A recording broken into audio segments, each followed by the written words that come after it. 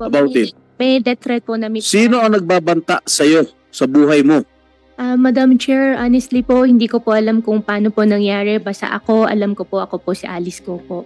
At pasensya na rin po kung hindi po kayo naniniwala. Ako sinasabi ko, as much as possible po, gusto ko rin pong sabihin po sa inyo lahat.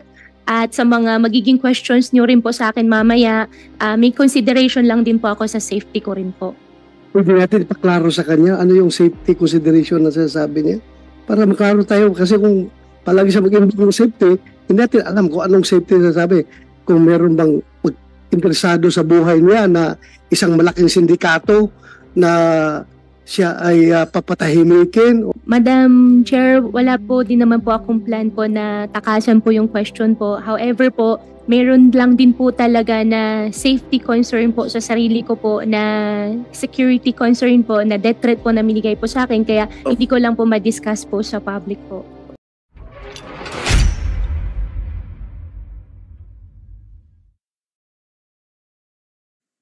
Hindi matatanggal ang katotohanan ito. This is why yung tila celebrity treatment sa kanya ay di katanggap-tanggap. Huwag po tayong papabola. Huwag po tayong magpauto. Friends, I am proud to say that our hearings have made significant progress. Maliban sa proklamasyon ng presidente sa pag-ban ng POGO, naiuwi na din sa Pilipinas si Alice Go para harapin ang mga naiwan nating mga tanong para sa kanya. Sa gitna ng malawakang public interest sa tinatawag nilang Senate Flix na ito, huwag nating kalimutan na ang pangunahin nating layunin ay ang pagpapaganda ng ating mga batas at polisiya. Nakikita na natin ang mga gaps sa ating mga polisiya sa birth registration, border control, cyber fraud at iba pa. We need to make sure our hearings achieve this purpose. Otherwise, all our efforts will be for naught. Hindi ko na po ito patatagalin pa.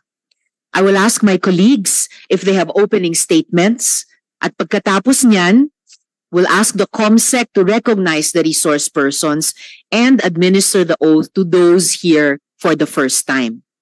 Para po sa maalwan na daloy ng pagdinig na ito and to give everyone a chance to ask questions.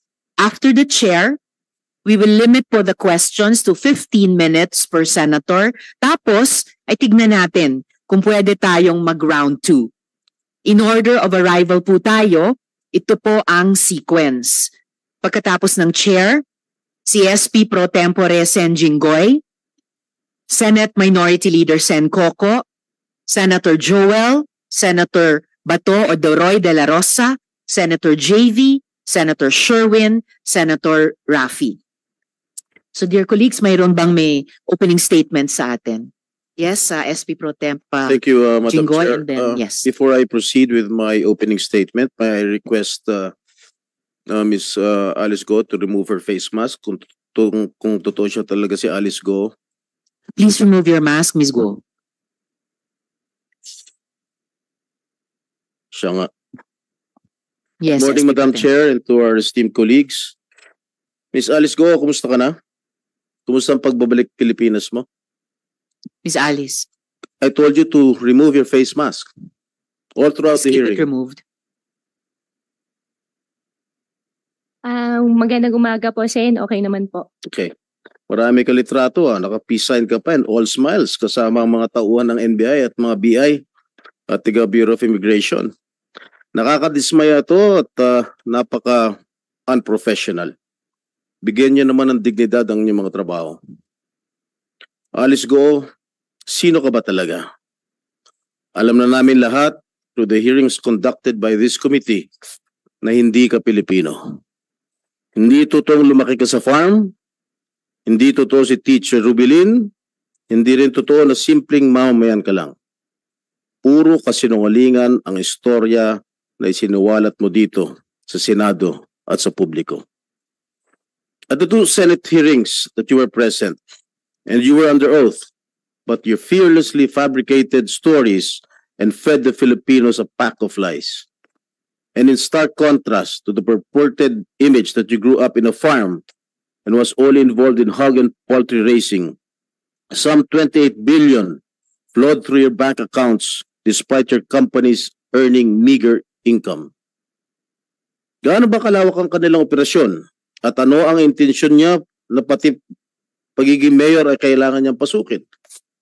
She openly mocked our government processes, disrespected our electoral system, and insulted every Filipino by believing she could run for mayor, win, and never be caught. At isa pa, tungkol sa kanyang counter affidavit na sinumite sa DOJ para sa kanyang human trafficking case na submitted na for resolution noong pang August 6, hindi ba talaga nakakapagtaka na nagpanotaryo noong August 14 sa San Jose del Monte, Bulacan, maski wala na siya sa bansa. Nag-request na tanggapin ng DOJ ang kanyang counter affidavit, maski na tapos na ang deadline.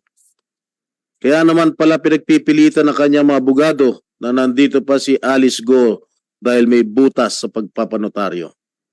And it was all part of the narrative that Alice Go was still here. Her lawyers insisting that they were told by Alice Go that she is still here in the country despite reports that she was seen abroad. Dapat panagutin ang gumawa ng kabalustugan na ito. She must have been laughing at us, thinking she outsmarted everyone when she fled the Philippines undetected, or rather with the help of civilians and potentially even those in government. And let me just state frustratingly that the Indonesian authorities did exactly what the Philippine authorities have failed to do in 2 months with regard to her arrest. But nevertheless, I would like to commend the DILG Secretary Abalos, for a job well done and for successfully negotiating the return and bringing Alice Go back to our country. Nais natin malaman kung sino-sino ang mga tumulong kay Alice Go at sa kanyang mga kasamahan para makalabas ng Pilipinas na hindi dumaan sa tamang proseso. Certainly, we also would want to know how these Chinese nationals pretending to be Filipinos were allowed to open businesses under their names. How were they able to use Filipinos as dummies in their companies? Also, how were they able to circumvent the constitutional prohibition of limiting foreign equity to 40%? Maraming batas ang kanilang nilabag. Nararapat lamang na sila'y managot, and we cannot let them get away with this. Maraming salamat po, Madam Chair. Maraming salamat din, SP Pro Tem Jinggoy. Any other colleagues with yes, Sen Joel and then Sen Sherwin. Thank you very much, Madam Chair. Magandang araw po sa ating lahat. Ang sabi po ng John chapter 8 verse 32, the truth shall set us free. Isa lang po ang gusto nating lahat na malaman. Matagal na nating hinahanap. Matagal na nating hinihintay. Ito rin ang hinihintay ngayon ng sambayan ng Pilipino. Walang iba kundi ang katotohanan. Sapagkat ang katotohanan ang magpapalaya sa atin. Umabot po tayo sa araw na ito, Madam Chair, dahil bukod po sa puro hindi ko na po maalala, Your Honor, ang sagot sa atin, tinaguan pa ho tayo ni Miss Alice Go na napag-alaman nating hindi tunay na Pilipino. Alice, binastos mo at binalahura mo ang buong gobyerno, ang buong sambayan ng Pilipino. Hindi ko maintindihan kung bakit nung nahuli ka, parang walang-wala sa'yo. Na-offend po kami. Na-offend po kami. Hindi ko po alam, pero parang ang turing mo sa amin ay kaaway na. Pero ang totoo, Alice, ang totoo, kung magsasabi ka ng katotohanan, kami dito sa Senado ang totoong kakampi mo. Bibigyan ka namin muli ng pagkakataon ngayong araw na ito. Pagkakataon na isiwalat ang katotohanan. Dahil kahit ayaw mong sabihin ng katotohanan, Senado ito. Hindi ito perya. sigurado kami na malalaman at lalabas ang katotohanan sa Senado. Kung ikaw ay tunay na Pilipino, dapat alam mo ang kasaysayan. Sa kasaysayan, ang Senado ang nagiging sandigan ng demokrasya. Ito ang nagpapalabas ng katotohanan. Pag ikaw ay nagsasabi ng katotohanan, ang Senado ang siguradong magpuprotekta sa iyo more than any agency or institution in this country. Muli, isang bagong pagkakataon ng araw na ito, lalo para sa iyo, Alice. Sa pagsasabi mo ng katotohanan, hindi lang ikaw ang magbebenepisyo, kundi ang sambayanan.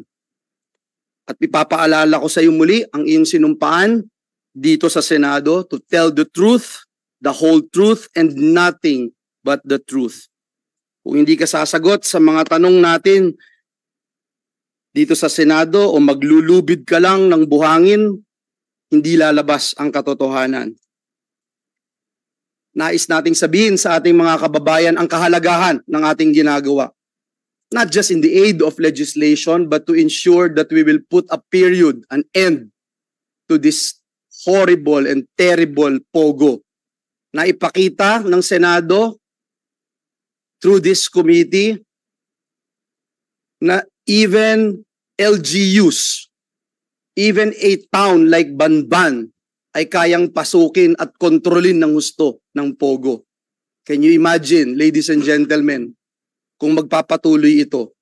Hindi lamang mayor, gobernador, congressman o senador, baka balang araw, pag hindi natin tinuldukan ito, sa susunod na halalan, meron tayong pogo-sponsored president. Kaya po importante na pagtulong-tulungan po natin ito at siguruhin that we will be able to serve the best interests of our people. Maraming salamat at magandang umaga po sa ating lahat. Salamat din, Sen Joel. Sen Sherwin. Go Huaping, nagsinungaling ka sa taong bayan, nagsinungaling ka sa Senado, at higit sa lahat, nagsinungaling ka sa sarili mong kababayan sa Bamban. Alam namin hindi ka Pilipino. Nakita namin yan sa pekeng birth certificate mo. Alam namin na hindi ka lumaki sa farm at hindi ka nag-homeschool. Dahil alam ko saan ka nag-aral, sa Grace Christian High School, na parehong eskwelahan na pinuntahan ko. Alam namin na merong kang kapatid na si Wesley Guo at si Seaman Guo na itinakwil mo nung una. At alam rin namin yung connection mo sa mga pogo. Kahit na naging mayor ka, hindi mo ibinenta yung pagmamay-ari mo sa Baufulan. At alam namin, konektado ka pa rin yan hanggat ikaw ay nasa posisyon.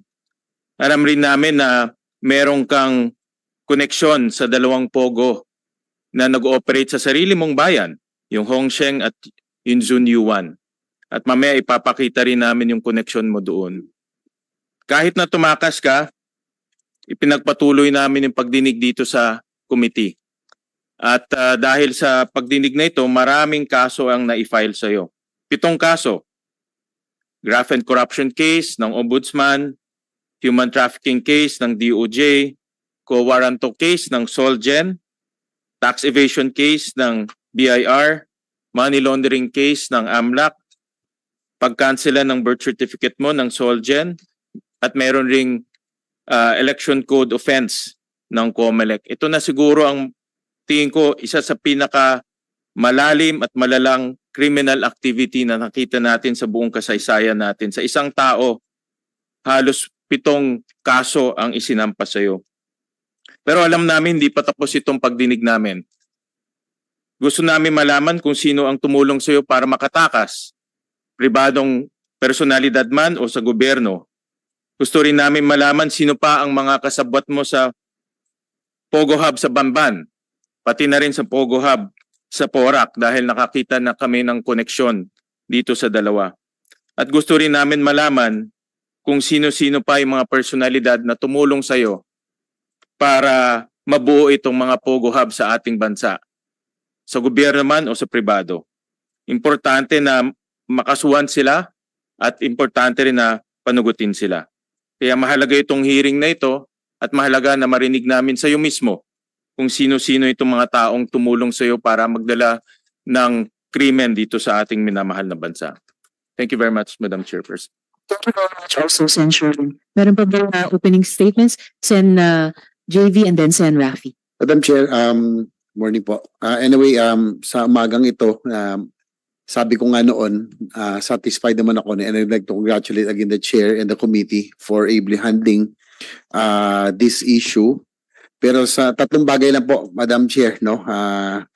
Ang importante, una-una, gusto natin malaman, sino ba talaga ang tunay na mga boses, no, in this web of international syndicate na pumasok dito sa ating bansa. At sana po yan ay sabihin po ni Ms. Go ngayong umaga. Pangalawa, sino, muli nabanggit na, sino ang mga tumulong na pribado man o nasa gobyerno para siya po ay tumakas dahil hindi na po pwedeng maulit ito na tayo po ay binabastos sa sariling bansa, nakatulong ang ilang mga nasa ahensya na ating pamalan. At panghuli, ay pangatlo po ay Madam Chair, sino po ang tumulong kay Ms. Go na makapasok sa larangan ng politika hanggang siya po ay maging mayor? Baka mamaya po ay marami na humpain ang Chinese Communist Party, ang CCP. Dahil po sa ating dispute, mamaya sa iba't ibang lugar ay nakapasok na rin po pa sila. So yung tatlong bagay lang po ngayong umaga, alam ko po ay marami pa akong magtatanong, pero sana po ay masagot po ito ni Ms. Go sa umagang to. Maraming salamat. Maraming salamat din, Sen JV. Sen Rafi. Good morning, Madam Chair, Senator Risa Ontiveros, colleagues, resource speakers and guests. Maraming salamat po sa pagdalo. As chairperson of the Committee on Public Service, I'm concerned about the regulation of our transport system. We provide regulations for several reasons. First, to safeguard those taking public transportation are safe and secure. Second, to ensure that those given the privilege to own and operate any form of transportation could be held liable for their actions in operating such vehicle, vessel, or aircraft. And finally, there is a need to regulate these transport systems because they could be used for criminal activities. These past weeks, namangha po tayo sa mala-action movie na kwento ni Sheila Goo. She painted for us what was probably the escape route out of the Philippines. But note, that is just probably. Hindi po tayo sigurado. We have to take her testimony with a grain of salt. For all we know, binuulang din nila yung kwento niyan doon sa farm kung saan lumaki si Miss Alice Go. Mga kwentong paglihis sa tunay na nangyayari. Based on our research and discussion with transport experts, anyone with money could have several options for exiting the Philippines. Madam Chair, may I please direct everyone to a video we prepared to give an idea of what could have happened been used by the Goos. Sen Rafi, just for the information of the committee, ilang minuto po yung ating video? Less than a minute, Madam Chair. Thank you. Please proceed, Sen Rafi, as part of your opening statement. Starting with the lower deck, which is where most of the And action before we proceed, the Chair would like to acknowledge and There's thank the net, presence of the overhead Majority also, Leader, Sen Francis. speedboat, Salamat po. Please proceed, a Sen Rafi. skiff boat, Okay, and the as net you can is see, underneath that's a the front fishing cover. vessel.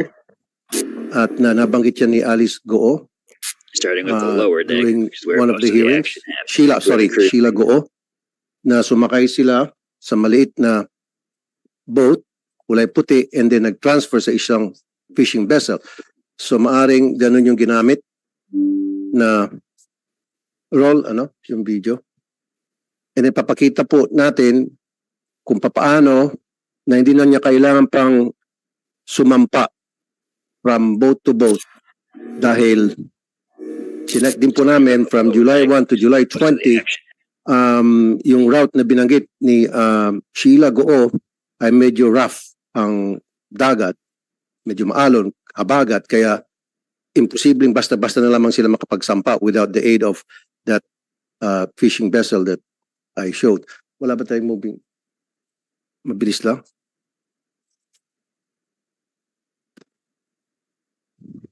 Can we proceed to show the video, please? As part of the opening statement.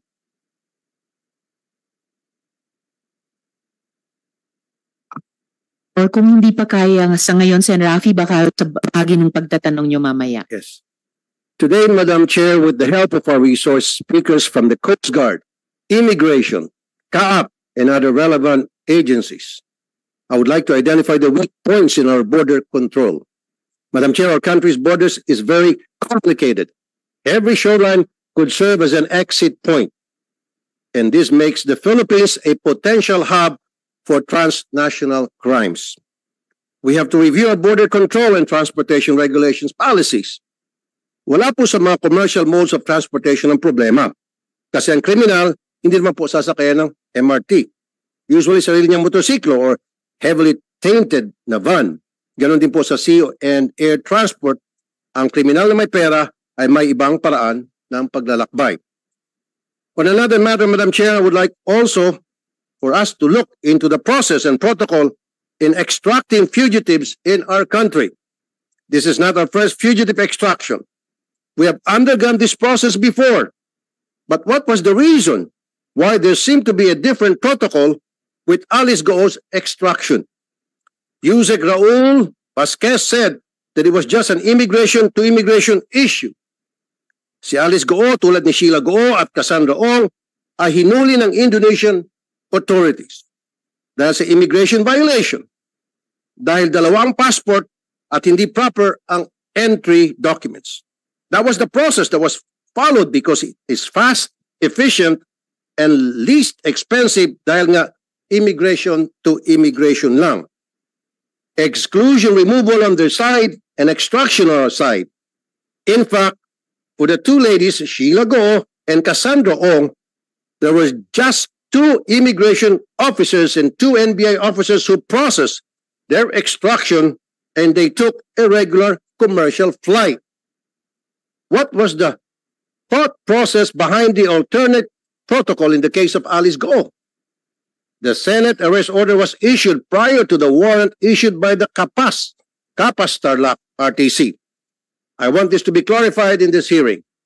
And finally, was the dismissal of Alice Goo from being mayor a scheme for the filing of the case in Capas Tarlac? Would it not be better if this case was filed in a court outside the jurisdiction of Tarlac, which Alice Goo treated as her playground? Of course, we assume that there is a regularity in our court processes. But maybe we should realign our policies to ensure that it cannot be manipulated. Because, let's face it, kung may natutunan tayo dito sa kwento ni Alice Goo, basta't may pera ka, walang imposible. Salamat po, Madam Chair.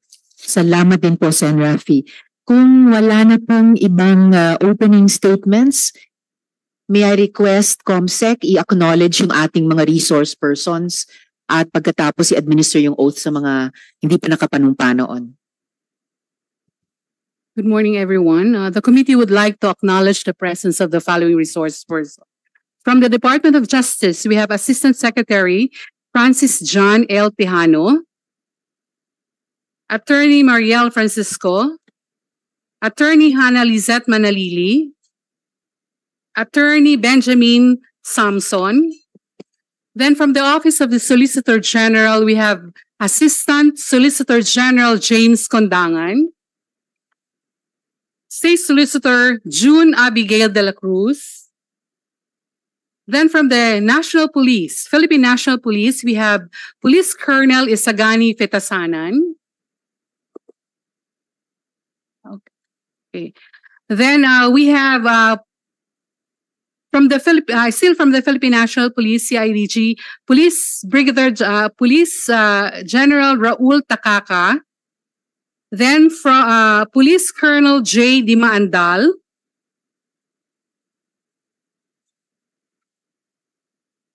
From the Department of Information and Communications Technology, we have Maricar Magbili.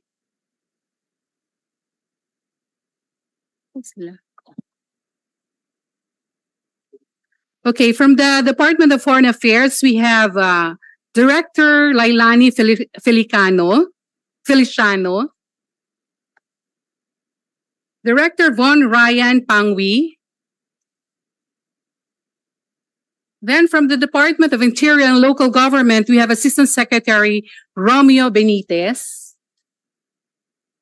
From the Department of Transportation, we have ASEC Enrique Antonio Esquivel. From the Presidential Anti-Organized Crime Commission, we have Undersecretary Gilberto Cruz. We have Director Winston John Casio. Then from the Interagency Council Against Trafficking, we have Undersecretary Nicolas Felix T. From the Philippine Amusement and Gaming Corporation, we have a chairperson, Mr. Alejandro Tenco. Together with General Raul Villanueva, Attorney Josephine Pagdanganan, Attorney Alia Kumagul. Then from the Anti-Money Laundering Council, we have Attorney Adrian Arpon. We have Attorney Arnold Cabanglit. From the Bureau of Internal Revenue, we have Attorney Scraton Orculio, Attorney Edgar Alan Reyes. Then from the Bureau of Immigration, we have Commissioner Norman Tansinco, together with Fortunato Manahan Jr., Attorney Arvin Cesar Santos. From the Immigration Regulations Division, we have Chief Rogelio Guivero Jr. From the National Bureau of Investigation, we have Judge Jaime Santiago. Then from the Philippine Statistical Authority, we have Engineer Marisa Grande. We have Attorney Eliezer Ambatali. From the Manila International Airport Authority, we have the General Manager, Mr. Eric Jose C. Ines. From the Civil Aviation Authority of the Philippines, we have Attorney Roberto Martin Benaventura. Okay. From the Maritime Industry Authority, we have Attorney Mary Margaret Espino. Then from the Philippine Coast Guard, we have Vice Admiral Rolando Lizor Punsalan Jr. We have Captain Oliver Tanseco. Okay. We have Captain Habelino Sali. We have Commander Maria Gloria Bermido Salcedo. Okay. And then we have Bernadette Gutierrez. From the Philippine Navy, we have Rear Admiral Jose Maria Ambrosio Espileta. Then Captain Marco Buena. We have Captain Isilito Lagadia Jr. From the Securities and Exchange Commission, we have Attorney Gerardo F. Del Rosario. Then we have Miss Cheryl Medina, the Executive Assistant of Mayor Calugay. Then we have Mr. Jose Antonio T. Feliciano, the former Mayor of Bamban Tarlac. Then we have Miss Alice Goo alias Gua Haping. Then Miss Sheila Guo alias Sangmir. Then we have Attorney Elmer Galicia. Attorney Stephen L. David. Miss Rosaline Baterna, the Corporate Secretary of Lucky South 99. That's all, Madam Chair. We also Thank you, invited, Comsec. Yes, we please invited proceed. Mayor Calugay, but he sent his letter of regrets. This is the second time that Mayor Calugay is absent. Nung unang imbitasyon sa kanila ng komite, sinabi nila may sakit sila sa dengue. This is the second inability to honor the invitation of the committee. So at the proper time, I will move now, yes, Madam please, Chair. Sen. I will Joel, move if you now would. that we issue a subpoena, Madam Chair, to this Mayor Calugay, Mr. Chair, Madam Aswal. Chair of Aswal, Pangasinan. I so move, Madam Chair. Yes, the chair, Second the motion. thank you very much. On the motion of Sen. Joel, as seconded by the Senate President Pro Tempore, Sen. Jinggoy, the chair rules that the committee issue a subpoena for the good mayor na kailangan makadalo na sila sa susunod na pagdinig. Chair, may I Yes, Sen. also Joel. ask if we we're able to invite the secretary of Mayor Kalugay, a certain Cherry, which is she around? Thank you. Thank you. Thank you, Madam Chair. Salamat, Sen Joel. Also, Comsec, I heard the name Cassandra Leong. Nandito ba siya ngayon ulit? O nandito na ba siya sa atin? Madam Chair, she is still at the hospital, but we sent a letter to the speaker requesting the presence of Ms. Cassandra Ong here. But there's no reply from the office of the speaker. Well, the committee hopes that there will be a Yeah, reply actually- forthcoming from the office of the speaker. Yes, Well, Comsec. there's a reply, if I may read. This of your committee to allow Ms. Catherine Cassandra Leong to attend the public hearing on September 9, 2024 at the Senate. Please know that this request has been approved by the Joint Justice Committee. However, please be informed that Ms. Ong is still confined at the hospital in Taguig. Our latest update is that she may be discharged from confinement either tonight or Tuesday, tomorrow. That's good to know, Comsec, at salamat sa sagot ng Office of the Speaker. We have that in writing, hindi lang sa cellphone.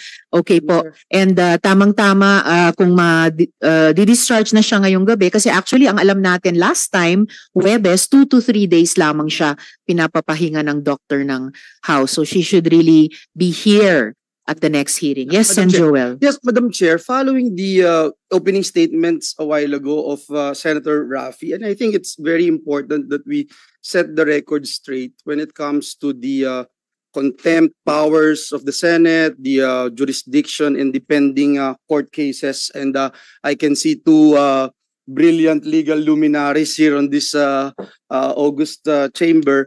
Madam Chair, just for the record and for the sake of clarification, is it correct that Ms. Alice Go is still under contempt for her failure to attend the two hearings of this Senate committee, June 26 and July 10 hearing? Is that an affirmative, Madam Chair? That is correct, Sen Joel. Alice Go or Go Huaping is still subject to the citation of contempt of this committee and the Senate. So live pa rin po ito, Madam Chair. Pangalawa, yung jurisdiction, no? May we know the committee's position as to the jurisdiction and the period of imprisonment under the inherent contempt powers of the Senate, Madam Chair? Sen Joel, those are actually among the questions that not only the chair, but I'm sure the colleagues will be raising during this hearing. And by the end of the hearing, gusto kong makapagbuo talaga ng ruling ang chair at ang komite tungkol sa importanteng usaping ito. Kasi napaka-importante po sa komite at sa buong Senado na nirerespeto ng mga resource persons ang powers at ang rulings ng Senado. In the same way, we give equal respect to the co-equal branches of government. Before the chair asks the COMSEC to administer the oath to our resource persons, I will call on the majority leader and then we will proceed to the administering of the oath. Yes, Sen Francis. Madam Chair, good morning. Germane to the statement given by Senator Joel Villanueva. At the proper time, mamaya po, I will file a motion directing this committee to take cognizance of Ms. Alice Go at dito na muna iditini sa Senado. Thank you. I serve notice, Madam Chair. I have with me bags of jurisprudence to back up my claim. Thank you very much, Madam Chair. Majority Leader. The chair will welcome that motion at the proper time and Madam will Chair. Madam Chair, I still have rule on it accordingly. Yes, and Joel. Thank you very much, Madam Chair, and I'd like to thank our majority leader for raising that up because that is precisely what we wanted to tackle, Madam Chair, because let me just put into the records of this August chamber, the landmark case of Arnold versus Nazareno. This is a landmark case. It was stated that obedience to its process may be enforced by the Senate committee if the subject investigation before it was within the range of legitimate legislative inquiry. Accordingly, Madam Chair, as you mentioned, live yung ating contempt citation kay Alice Go. as long as there is legitimate legislative inquiry, then the inherent power of contempt by the Senate may be properly exercised. Conversely, Madam Chair, once the legislative inquiry concludes, the exercise of the inherent power of contempt ceases and there is no more genuine necessity to penalize the detained witness. I was about to ask that question, Madam Chair, before the majority leader made that statement of his intention, and it's also the intention of this representation to make a motion, Madam Chair, because the question will be, will Ms. Guo's presence here today not interfere with her pending cases in court? I would say no, and that is the position of this humble representation, and we wanted also to know the position of this committee. Madam Chair, I don't think that the mere filing of a criminal complaint before a court should not automatically bar the conduct of legislative investigation. At alam na alam ni Senator Jinggoy ito kasi yung Regis Romero II versus Senator Jinggoy Estrada, yung pong nakalagay po doon sa desisyon, the power of legislative inquiry cannot be made subordinate to a criminal or administrative investigation. And so I remain steadfast with that position, Madam Chair, and let me place it into the records that it should not that we have jurisdiction, Madam Chair. Considering also that we were the first one who issued the warrant of arrest, Madam Chair. And last but not the least, before we start, I know everyone wanted to ask questions. I wanted to raise this, and considering that we have Senator Francis Tolentino and Senator Racoco Pimentel with us here today, if you look at RA number 100660, this is an act strengthening further the functional and structural organization of the Sandigan Bayan, further amending Presidential Decree number 1606. It states there, Madam Chair, section, what's that particular section? Section 5, if I'm not mistaken, Madam Chair, that the regional trial courts shall have exclusive original jurisdiction where the information does not allege any damage to the government or any bribery. Letter B, alleges damage to the government or bribery arising from the same closely related transactions or acts in amount not exceeding to 1 million pesos. So yun po yung nangyari, no? But, Madam Chair, it should not be the Capas Regional Trial Court, but a different court should handle the case of Miss Alice. Under Republic Act number 10660, Madam Chair, it states there that cases, and we talk about it on the sidelines with our minority leader, it says there, cases falling under the jurisdiction of the Regional Trial Court under this section shall be tried in a judicial region other than where the official holds office. So I submit to the wisdom of this committee, and again, wanted to put that into the records. Thank you, Madam Chair. Thank you also, Sen. Joel. Of course, that is a substantive question already. So yung tanong tungkol sa criminal jurisdiction, siguradong i-discuss pa natin mamaya ng konti sa hearing na ito. Pero mayaman na yung mga predicate na inilatag para sa motion na ihahain ni Majority Leader Sen. Francis mamaya at pati ni Sen. Joel. At gaya ng sinabi ko kanina, dahil talagang ang Senado ang unang nag-issue ng warrant kaugnay ni Alice Guo at nag-trigger ng manhunt para sa kanya, the Chair will welcome that motion, and ano pa man yung magiging ruling ng Chair, makakapag-coordinate naman at magko-coordinate kung sakali ang komiteng ito sa korte which has jurisdiction of her detention at the moment. So maraming salamat po mga kasama para dito sa ating unang round ng exchanges. Comsec, panumpain yung mga hindi pa nakapapanumpa. May I request those who have not taken their oath during the previous hearings to please stand up, raise your right hand, and repeat after me.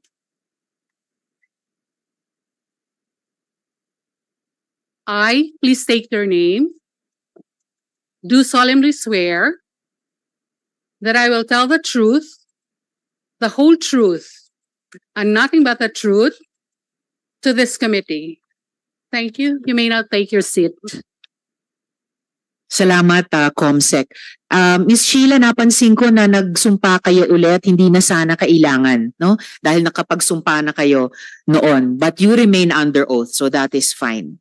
Alright, so magsisimula ako sa mga tanong kay Miss Alice. So after months of evading the Senate, ngayon nandito ka na. Sumagot po kayo ng kompleto at makatotohanan sa aming komite. Dahil ang komite po namin, tinatratong maayos yung mga nagsasabi ng totoo sa amin at rumerespeto sa aming komite at saka sa Senado. Naintindihan niyo po yon, Miss Alice? Opo, Madam Chair. Alright. So, can you finally confirm before this committee, kayo ba si Guo Huaping? At bago niyo po i-invoke yung right against self-incrimination, hindi naman kayo yung nag-file ng inyong late registration of live birth, diba? So, you are not incriminating yourself. So, are you Guo Huaping? Madam Chair, may mga kaso na po na final po sa akin po sa court, kaya hindi ko po siya masagot po sa inyo ngayon. I don't think yung tanong ko ay may kinalaman sa kaso sa inyo, lalo na may pruweba nang na-establish ang NBI at yung isa pang ahensya, kinukumpara yung fingerprints ni Guo Huaping at fingerprints nyo bilang Alice Guo at parehong sinabi nilang magkaparehong taong ito. So, for your own sake at para sa kabatiran ng aming komite, just one last time on this very simple fundamental question. Ikaw ba si Guo Huaping? Madam Chair, hindi ko po kino-confirm at may kaso na po sa akin sinampa, sasagutin ko po sa korte po. Madam Chair, may I Yes, Senjoro. One related question. Madam Chair, may I invoke? I am not going to invoke or raise a point of order, but may I invoke Section 19 of our Senate rules, which states the privilege against self-incrimination. A witness can only invoke his right or her right to self-incrimination, Madam Chair, only when a question which tends to elicit an answer that will incriminate him or her is propounded to her.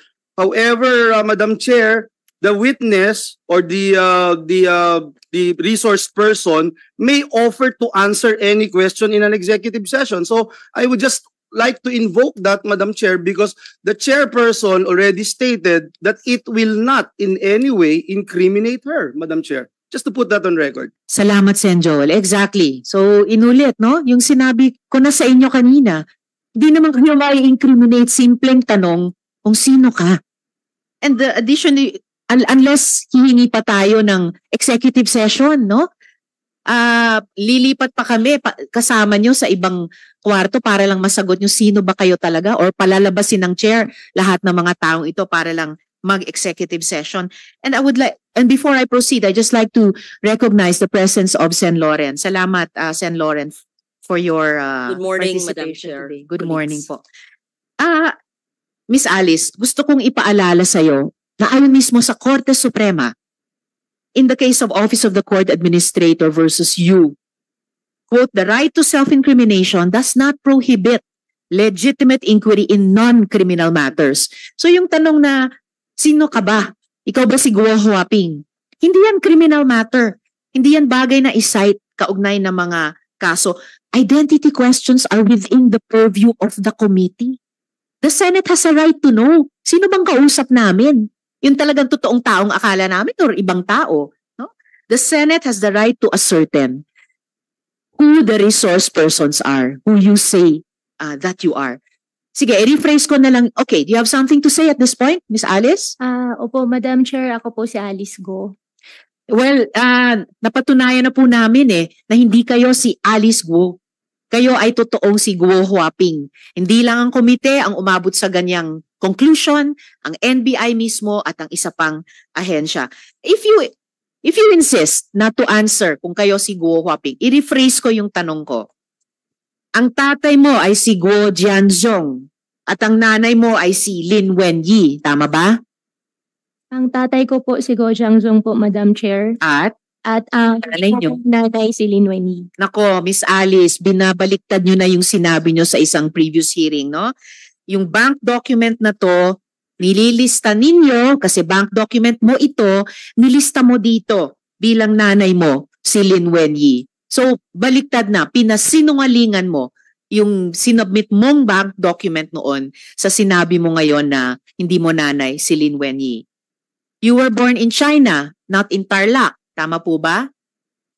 Ang alam ko po, I was born in Tarlac po, Madam Chair. Ang childhood mo, mula sabihin natin 0 to 12 years old, ay sa China, tama? Kaya wala kang maalala, wala kang makwento sa amin ni isang alaala ng pagkabata mo sa Tarlac, di ba? Yes, and Lauren, for one related question. Statement. Nag-off na po siya. Pero maliwanag na nagsisinungaling kung saan siya napanganak. So, I bring that to the body. Opening pa lang, nagsisinungaling na. Alam naman nating lahat na may mga ahensya ng gobyerno na nagbigay ng mga birth certificate at inamin na nila ng PSA sa mga dayuhan at kasama siya doon. So, umpisa pa lang, ini-insist niya, pinagpipilitan niyang napanganak sa Tarlac. Wala na pong maniniwala yan. Alam na po natin yan. So, I'm just putting that on record. How can we extract the truth if the first question, wala pa ngang question, ay nagsisinungaling na? Salamat, Sen. Lauren. So, thank you. At nakahanda na nga at lalong tumitiba yung ihahaing motion ni na Majority Leader at Sen. Joel Madam at the Chair. proper time. Madam Chair. Yes, Sen. Rafi, for one related question. Noong May 22 this year, hinamon ko si Alice Goo kung willing siya mag-undergo ng lie detector test. Hanggang ngayon, okay ka pa rin ba, Miss Alice Goo? Papayag ka pa ba magpa-lie detector test para malaman natin yung mga sinabi mo, ibabangga natin doon sa mga alam namin. Are you still willing? Miss Alice. Madam Chair, pwede ko po i-consult po muna. Sino ang i-consult mo? Consult ko po sa lawyer po muna. Alright, you can do that during this hearing. Ay, thank you po. Balikan po namin yung tanong na iyon during this hearing. Thank Ngayon, This yes, is related. Sen. This is Joel, a related, related Madam Chair. question. Very related. Madam Chair, obviously itong ng basto sa Senado ay wala pa ring konsensya para magsalita ng katotohanan sa atin, Madam Chair. Yung simpleng tanong nyo kanina, Madam Chair, siya ba si Gua Huaping? Kahit po magsinungaling siya, hindi siya sumagot, kung ano-anong sabihin po niya sa atin. Madam Chair, ang NBI mismo ay nagkaroon ng fingerprints ni Alice Goo at nitong si Chinese National Gua Huaping. At in-establish po doon na match and the same person si Gua Huaping at si Alice Goo.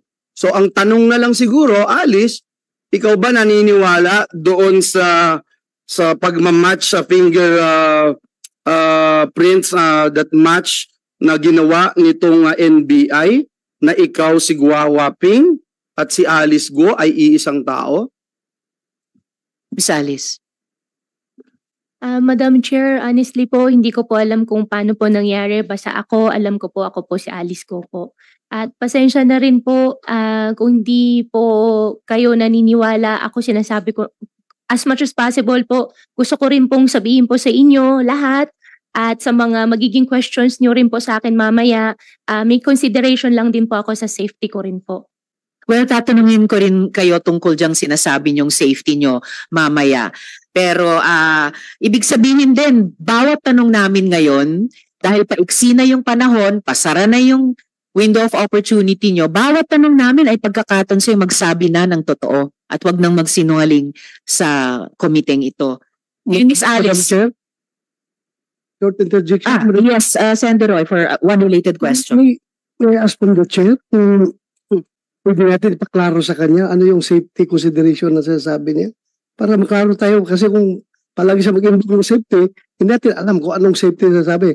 Kung meron bang interesado sa buhay niya na isang malaking sindikato na siya ay papatahimikin o ano bang safety na sinasabi niya, Madam Chair?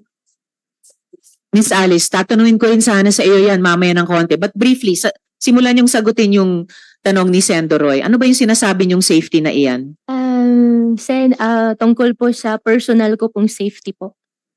Kaya nga, ano yun? Anong threat, anong safety? So anong threat nakikita mo? May, Para matulungan ka namin. Sige. may death threat po. May Sino death threat. nag-threat? Sino? Hindi ko lang po may discuss po dito in public po. Why don't you May discuss it in death threat po. public? The people ought to know about May- it. May death threat po na may... Sino ang nagbabanta sa'yo sa buhay mo? Kung ayaw mo pang sagutin ngayon, Miss Alice, hindi kayo makakatakas sa tanong na yun. Tatanungin ko rin kayo dyan. Madam Chair, wala po din naman po akong plan po na takasan po yung question po. However po, meron lang din po talaga na safety concern po sa sarili ko po, na security concern po, na death threat po na minigay po sa akin. Kaya hindi ko lang po ma-discuss po sa public po. Madam, Yes, Miss Alice, nung nakita kayo ni Secretary Abalos, ang una mong sinabi kay Secretary Abalos, tulungan mo ako, Sec, may death threats ako. Sino ang nagbabanta sa'yo? sagutin mo na ng maiksi at diretso, Miss Alice. Opo. Sen, pasensya na po, hindi ko kasi masabi po in public. Kasi nga po, may safety problem nga po ako. Madam Chair, that answer is unacceptable. As far It is unacceptable, Senyor. Pero parang sasagutin hindi na. ko yung committee sa kanyang safety pag ganun. Wala namin kung binobola mo kami rito. Pagkatapos mo kaming bastusin, gaganyanin mo kami ngayon, sasagutin mo kaming ganyan, pagkatapos mo kaming bastusin, pagkatapos mo kaming takasan, sasabihin mo may death threat ka, tapos di mo masabi kung saan galing yung death threat mo, hindi mo masabi kung dito sa Pilipinas o sa abroad. Miss Alice, pinaalalahanan kita, you never raised security concerns to the committee before. Nito na lamang na aresto ka na at ibinalat dito. Tatanungin pa rin talaga kita dun sa sinasabi mong death threats na yan na ngayon lang namin narinig yan. Balikan ko lang muna yung kumbaga prejudicial question para sa amin, yung identity ninyo. You entered the country as Guo Huaping in 2003, correct? Ikaw ay 12 or 13 years old pa lamang noon, correct? Madam Chair, wala po akong record po niyan. Oh, speaking of records, have you ever had a Chinese passport? Ang alam ko po, Madam Chair, Filipino passport po. Filipino passport. Sa pagkaalam namin, nagkaroon ka ng Chinese passport, hindi mo lang ni-renew, nag-lapse yun. So, Alice Guo, alias Guo Huaping, Filipino ka ba? Opo, Filipino po ako, Madam Chair. Madam Chair, Yes, and Lauren, for thank you. one related question. Since yung sinabi po nyo, kung meron siyang passport na Philippine passport, sinabi niya meron siya. Tapatin lang tayo. Sino ang nagbigay ng Philippine passport? Sino rin nag-issue ng kanyang Philippine birth certificate? Pag sinabi mo yon, we can protect you.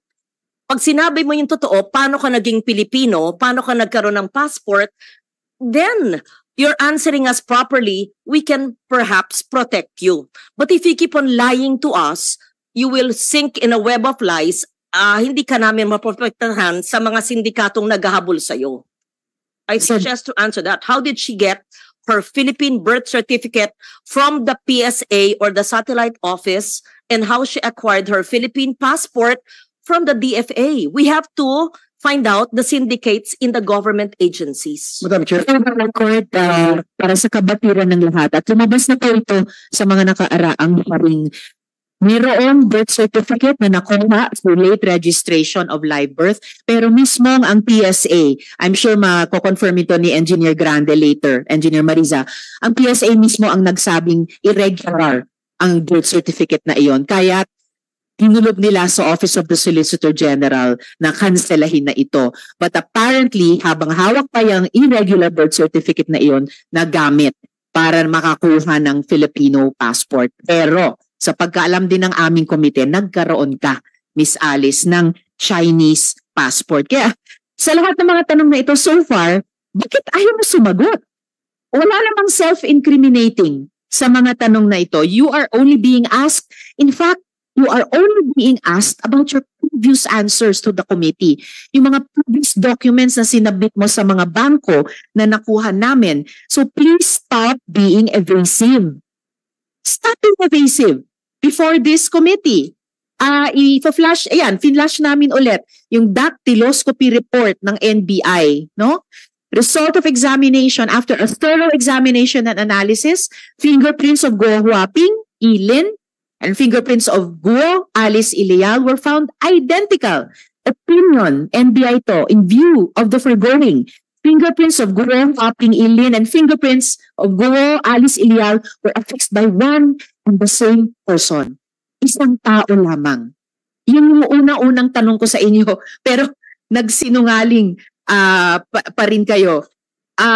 Now, once and for all, Alice Guo, alias Guo Haping, I am giving you the opportunity to explain why you should not be cited in contempt for lying before this committee and for providing untruthful and evasive testimony.